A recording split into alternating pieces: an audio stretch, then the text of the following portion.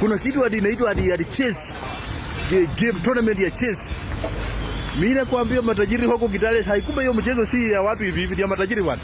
Mtu ametoka tu Nairobi na watoto yake wawili wamewapeta kwa Prado, wamewaleta Kitale hapa hadi kucheza chess. Nimeona wengine kutoka Mombasa, Ukunda, wapi hata wamekuja kucheza chess Kitale hapa. Wanakaa wako smart bwana, wanakaa soft fragile bwana. Atu wako na chess Kitale ni nini? Kitale National Polytechnic. Uchumi ya Kitale iko juu sahi. Wakeje. Guys, the Kenya National Youth Chess Championships zilikuwa held at Kitale Polytechnic. That was last year around November.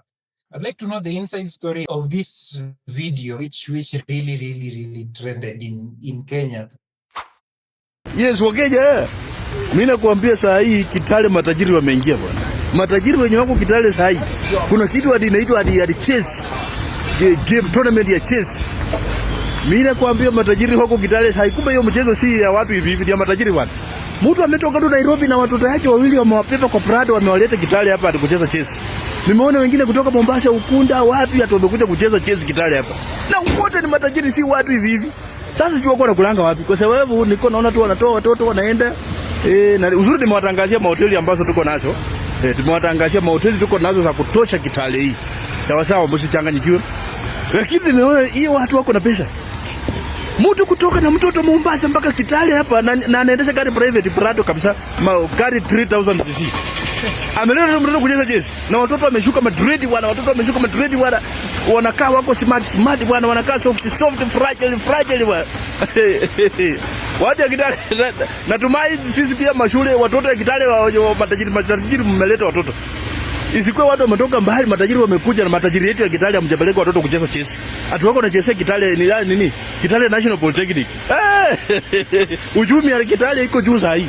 Sahi uchumi ya Kitale iko juu, matajiri wameingia. Na wako na pesa bwana. Wakeje. Chess bwana. Hata mimi nitaanza mtoto yangu mpaka acheze chess.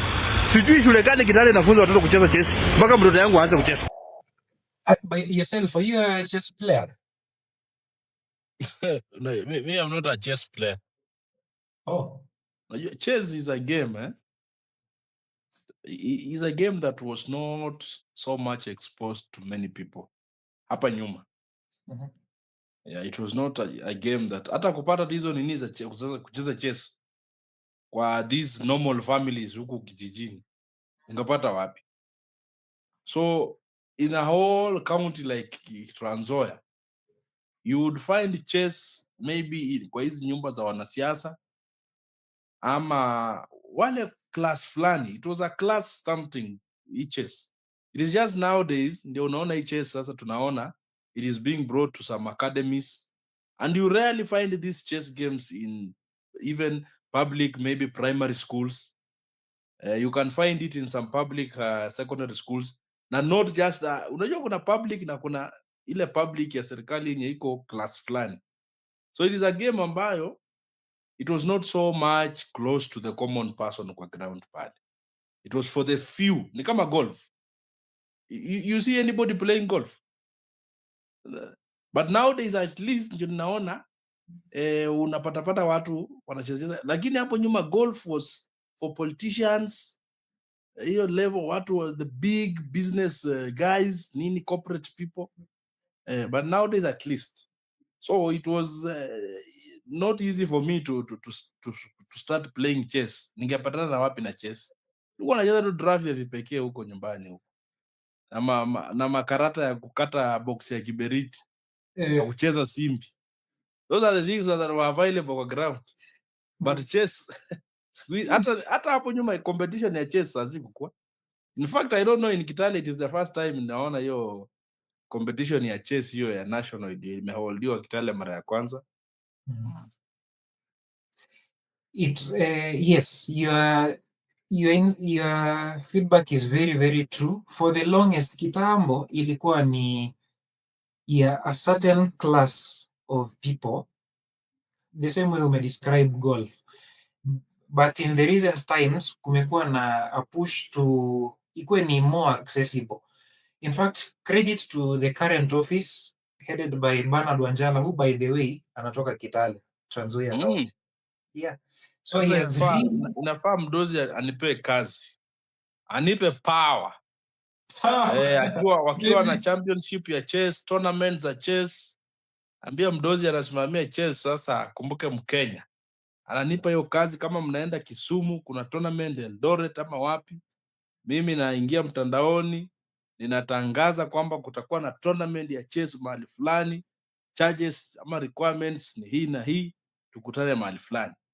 And now when I advertise chess, I advertise it on a point whereby, yani ni kitu yenye ninaiona ni kitu safi sana, ni kitu watu sasa hivi wanafaa wa embrace, because the who is in chess. Watoto wana interact pale, mnakutana, mna network.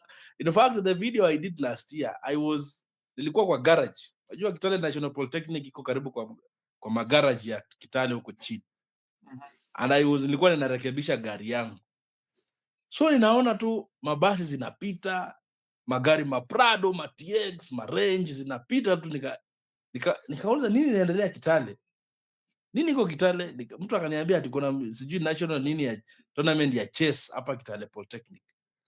Na nikajiambia si ni content, because kama chess inaweza weka hii town yetu at a standstill.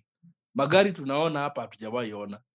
Watoto tunaona hapa, watoto wanaenda shule na madredi nini. Mtu ametoka Nairobi na range yake ameleta tu mtoto wake mmoja kucheza chess Kitale. They are eating some junk foods. Watoto wanakaa refined nini fragile soft ma Kiingereza, yani wanakaa wanajua vitu mingi. Sasa watu wetu wa Kitale wanakaa kuzubaa, and I immediately recorded that video nikiwa hapo kwa garage, record na I was like, I hope hii Kitale pia mashule mnaachilia watoto wetu waende wacheze chess, because we cannot be hosting national championship ama national tournament na hatuna watu wetu pale ndani. So I put that video online, it went viral. So I'm hoping that because of that video, wale wanasimamia chess watasema, Mkenya, sasa wewe unajua kuongelea hii kitu, tuko na bajeti yako kidogo, uongelee sana hii mwaka. Bas. That was, nationals. I recently had the former president wa Chess Kenya, and it was not this kind of interviews you see on actually certain platforms, but you see somewhere inakuwa ni kama nilifanya hii. My space is for candid conversations, the true story. He used to tell me it was one for a certain category of people, and therefore even supporting the development ilikuwa tu ni shida. So yeah, we did a big drive. That's when I was with the federation. When I say we, I had a great team with, of course, I was a team leader. So I had a great team. We had a landscape of chess that maybe unrecognizable now, but then schools did not have chess, and even the perception of the game of chess was very different. Your school was one of like about 40, 50 schools that we personally, as the office, traveled. We did excursions to Western, to North Rift, to Central, to Mount Kenya, but we didn't go to Coast because there was a vibrant community there. So we needed to activate some chess there. So it's great to hear that the fruits are coming up, and a big shout out to my team members who actually, most of them financed from their pocket and their time. So it was really good because you had to jumpstart chess. Chess was like a secret society, and also the perception of chess to the greater public was a super elite game, which was a fair assessment. Even probably it can be said of maybe even till today, but less so. The long and short of it is we're so grateful that you took up the journey. And I will say we did visit so many schools, even over 50 schools, handing chess sets, telling teachers, hey, it's how this thing. I remember some schools we used to go to, and as the national officials who looked so young, and we used to be kept waiting for like 2 hours, 3 hours. That time we have a journey to move, waiting for the principal who comes and tells us we have got no time for chess, none. And besides, this is a game that's played in the bars. And that perception barrier, that was a real problem. So anyway, I'm more than happy to hear that you're still continuing that journey. I think chess is a lifelong gift, so happy that you're pushing it forward. That moment was very, very memorable. I remember you arrived very early in the morning at around 7 a.m. You had is it a silver or a black fielder, which was filled with chess equipment. It was the first time I ever saw a chess clock. Those previous chess clocks, they're not the digital ones like this, the analog ones. Funny story, yeah. You know those things, There was a time that we were going to organize a tournament. Was it somewhere, maybe Nakuru? I can't remember. But those clocks that you're mentioning were stopped by the cops, and at the boot there's a big box. And that around that time there used to be like explosions and stuff. There's a big box ticking of timers ticking, and the cops don't know what is this. So you can imagine how interesting that was. But yeah, that was foreign. Most new guys wouldn't even know what an analog clock is and what a flag is. So when Merhul says flag, you guys don't understand. Yeah. We had a big problem in terms of the sport was not, as I said, it was not well supported. For years, we used to have chess as a fringe sport. So what do I mean by a fringe sport? Especially the junior section, there wasn't support from the government at all, as in the juniors had to fend for themselves. The federation had to fend for themselves. So you find that kept the federation really small in terms of, I mean, it was like an ecosystem.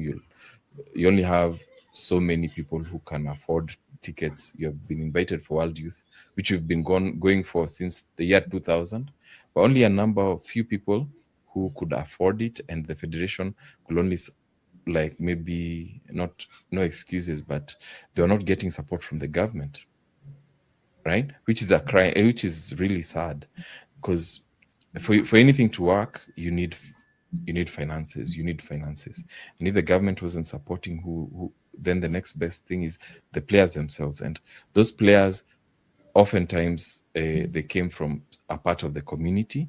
Even if it truth be told, that community, those who could afford, they probably were stratified in maybe areas where they lived and maybe other things. So our conviction came in because we felt like the game is not democratized. We need it to be democratized. And that's why we got into offices. We agitated. We actually had a quote like, we want to Kenyanize the sport, in quotes, bring it to the mainstream. Yeah, so there was a lot of challenges. So as I told you, we had problems. And the government, for one, was at those days was not very supportive, especially of the juniors. Yes, they used to give us Olympiad tickets, but they never used to give World Youth tickets or junior tickets. So Kasparov Foundation, we got into office at a time when there was politics, international politics that was going on. The 2014 was the year that Garry Kasparov was running for the election of the World Chess body.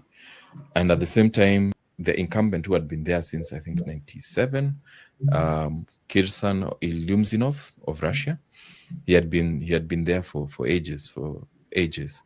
And so when we got in, we kind of disrupted the whole support system with both candidates. As during election time, both candidates had their promises and whatnot, but the foundation and Garry Kasparov himself came to Kenya, made a pledge, was on our TV. We told him our problems, and our problems were, we don't get support. We need the game to be widespread. We need to capture the imagination of the Kenyans. We need the game jump-started in areas where probably it was never there before. And of course, for chess to grow, we needed chess sets. We needed exposure. We needed top talents to come in and show us the way. We needed personnel like arbitration. Even if you want to have things like rated tournaments, you need an arbiter who's federated. You need the know-how.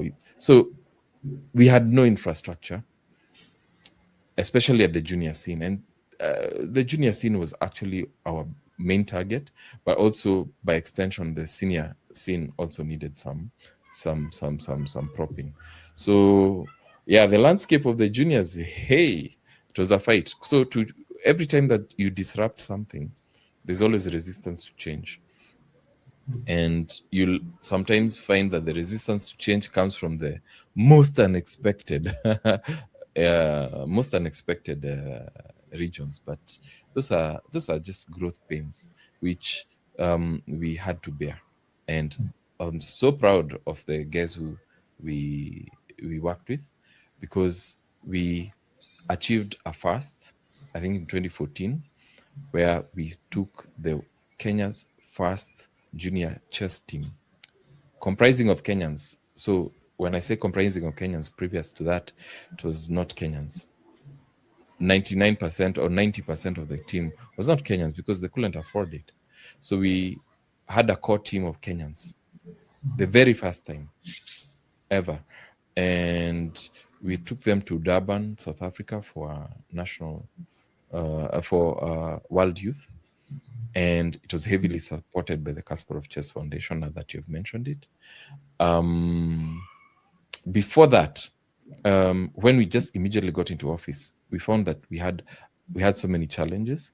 So we made a very bold step. We said that chess we should not take a team for international junior duties if we cannot afford it. If we cannot afford to take Kenyans to represent Kenya, then what business are we doing? So we said, we pulled the handbrake and we said, no, we are not going to go to international tournaments until we figure out how we can find financing for our junior teams, and comprising of Kenyans who cannot afford, basically who cannot afford, because it's not helping us taking kids for 20 years who are not plowing back to the sport, who are not Kenyan in the first place. So that decision, it got us into a lot of trouble. First with the ministry, are very unexpected, with the International Federation, with the Africa Federation, with our local, the people who were probably enjoying from they're getting the customers from the local scene. Anyway, this is a long winding story. Maybe it can be a 3-part series, but the long and short of it is, we disrupted. We were called to the office of the minister, and we were told that decision of stopping international tournaments is misguided.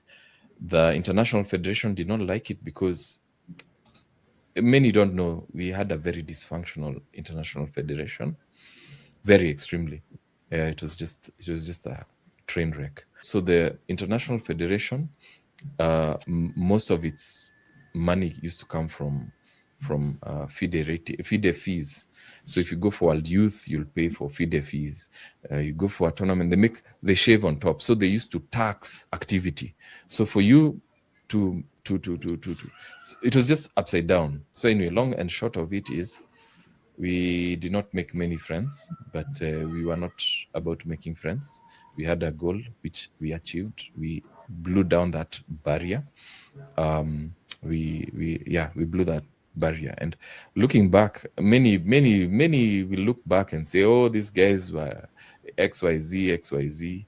But you can't look at one side of the chessboard and make conclusions. But we have got no energy to start giving them the other side of the chessboard.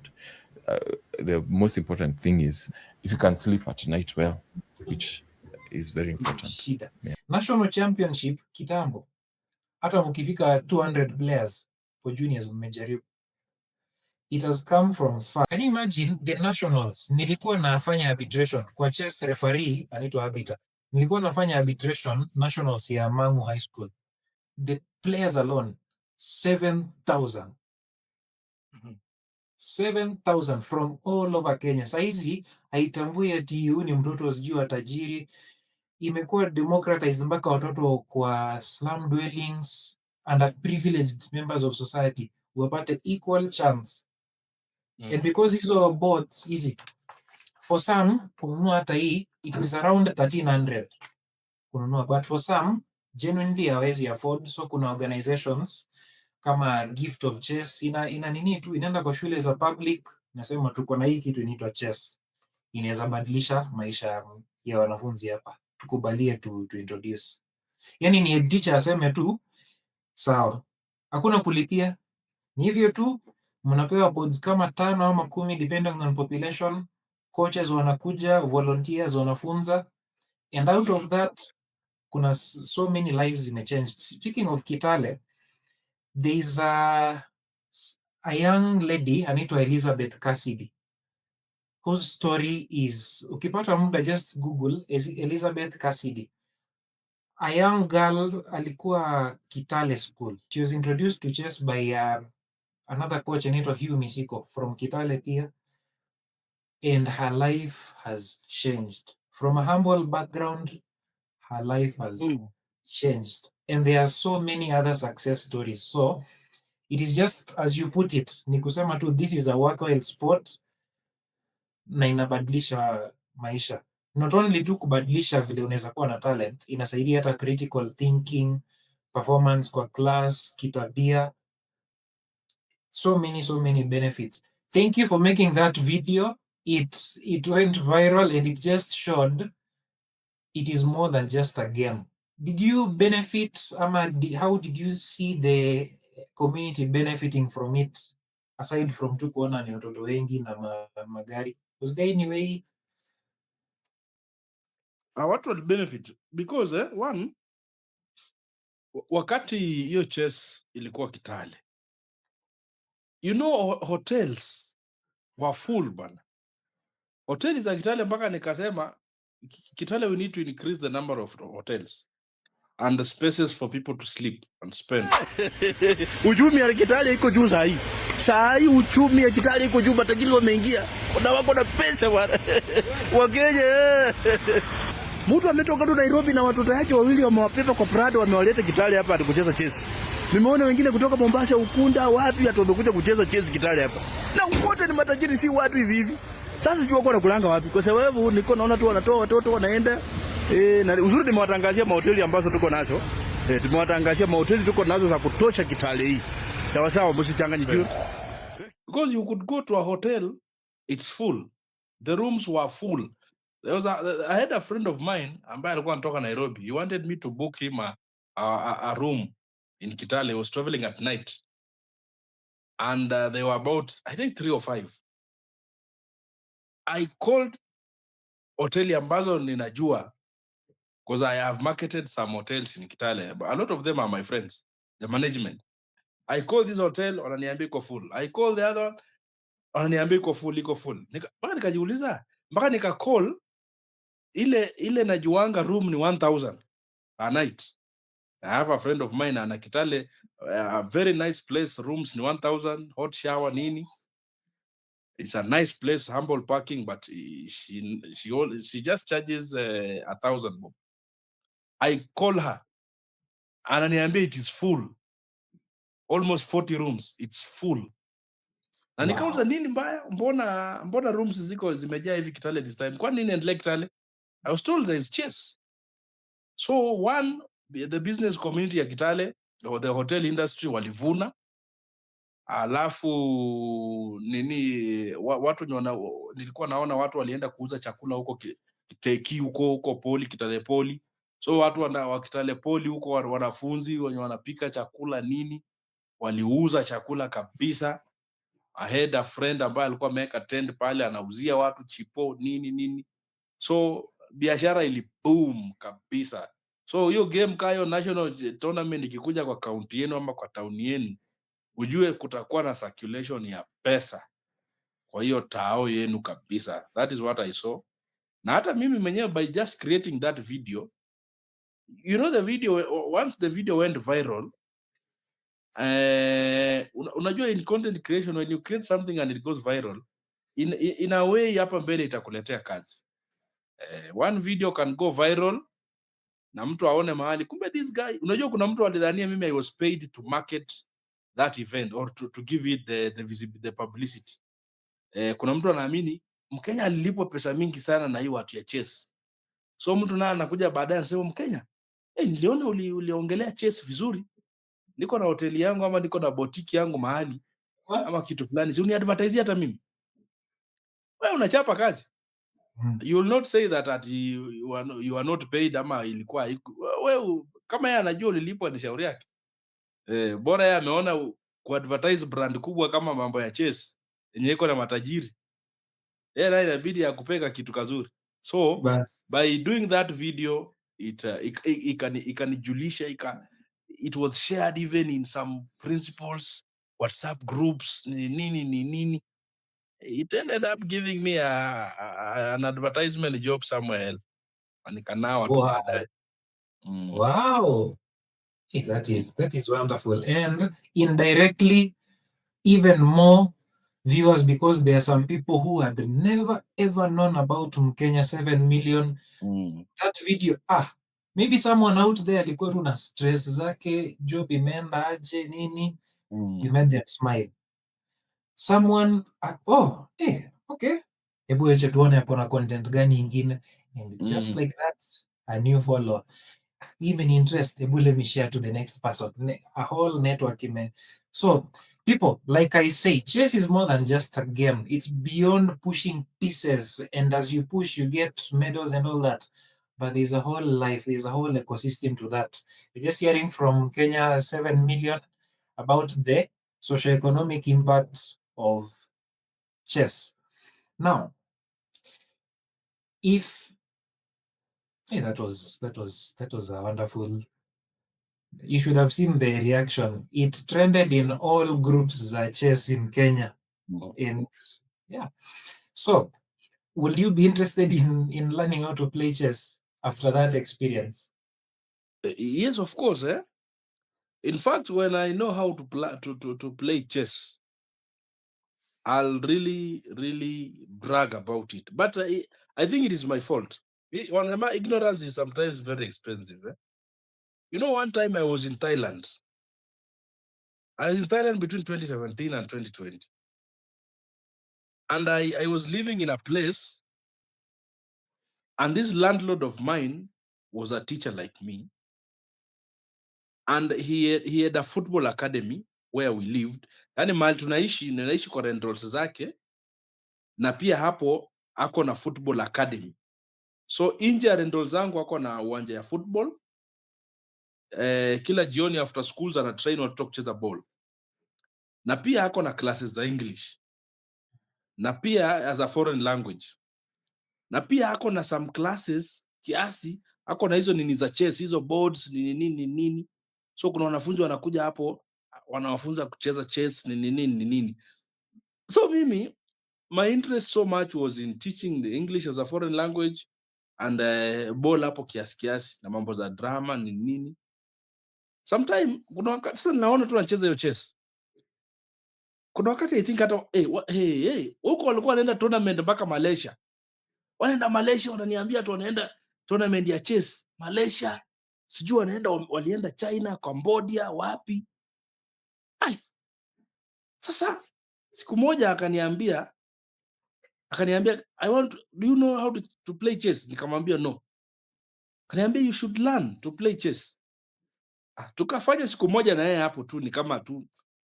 Then there was no interest. Sasa nikajiambia chess. Chess sasa mimi sasa ninafanyia nini chess? I'm not passionate about chess. So if I could just in fact mimi I knew how to drive, kuendesha gari while I was in Thailand. He was the same guy who taught me how to drive. Unaona? Alikuwa na gari hapo. So me as a foreign teacher, hiyo uwanja yake ya football, hiyo academy, nilikuwa naonanga ako na mashini ya kukata nyasi hapo. So me, of course, Mwafrika ametoka Kenya, he wants to try. Kamwambia siwache nikusaidie kukatanga hii nyasi. Then you pay me. Sema is okay. Wewe utakuwa unakata hii nyasi, lakini chenye nitafanya ndakufunza gari, wewe utakata nyasi alafu ndakufunza gari. So ilikuwa nakata nyasi, nikimaliza kukata nyasi every Saturday anaenda kunifunza gari 30 minutes peke yake. So yeye ndiye alinifunza gari huko Thailand. Huyo mthai, is a Thai guy. Na is a teacher by profession. So na akanifunza mambo mengine mingi, lakini ya chess I regret kwa nini sikujifunzia Thailand chess. Kwa sababu kama ningejifunzia Thailand chess, maybe ningedevelop your passion na ningejua umuhimu yake, because they were going to for tournaments, international tournaments, na hiyo na timu yake hapo tu. But I was just seeing. So coming to Kenya, na naona na Kenya chess imeshika. In fact mimi ningeingiza kwa mashule za Kitale huko. But wanasema it is never too late. Once I have you here, I still want to learn chess sasa. I learn chess and become a brand ambassador ya chess kutoka hii region yetu, so that watoto wengi huku waingie kwa hii kitu. Hii kitu inaweza peleka mtu mbali sana. Kabisa. Because iko na network mzuri pale ndani. So I'm in it bana, wewe unipange. Hiyo ndio kupanga, count on me. And the investment, see it in you need billions. You don't need ati kiwanja sijui kuprepare nini. Hii tu, this is the board.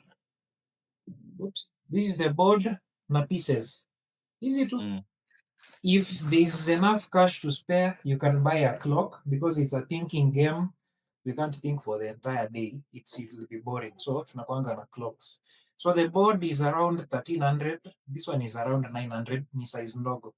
But the tournament size zenye uliona Kitale ni around 1300. Clock ni around 2500, 3500. Hizo tu and you're set. There is barely any wear and tears. So they can serve you for many, many years. That's it. My interest. And then ukipata tu some knowledge hivi. By the way, during nationals kuna kuanga na seminars instructors, so hapo you can get even a chance to learn how to coach hivyo, and you never know. Sijui kama umeona movie inaitwa Queen of Katwe. Sijaona hiyo. It is a very good movie shot in Uganda. Kuna slum Uganda inaitwa Katwe, whereby a girl in the slum, lakini kuna watu wamepitia shida. She learned chess almost by accident, and her life ikabadilika hapo. She went up playing up to international level. Saizi amepata kazi USA. One of the main characters ni our very own Lupita Nyong'o from Kenya. So I'll recommend you movie ntaku nini. Otherwise, for the resources, the accessibility, I'll really hold your hand in this. Thank you for the appreciation. I'll make sure it happens. Hiyo, count on me.